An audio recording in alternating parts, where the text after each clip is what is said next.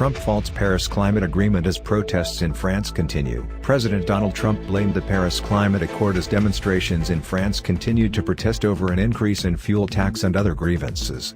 The Paris Agreement isn't working out so well for Paris.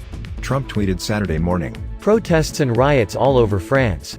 People do not want to pay large sums of money, much to third-world countries that are questionably run, in order to maybe protect the environment. Chanting, "We want Trump, love France." Trump's tweet comes as French police detained more than 200 people in Paris and fired tear gas on protesters during a fourth weekend of demonstrations. The demonstrations in Paris have erupted into the worst riots France has witnessed in decades and a political crisis for French President Emmanuel Macron. The movement began as a rebuke of the country's fuel price hikes and evolved to a broader protest against the cost of living pressures and anger at Macron's government.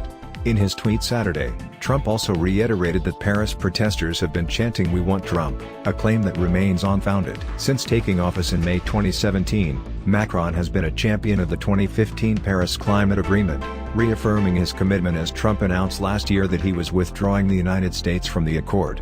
Many of the protesters, known as gilets jaunes or yellow vests, are angry with Macron for extending the environmental policies implemented under his predecessor, former President François Hollande.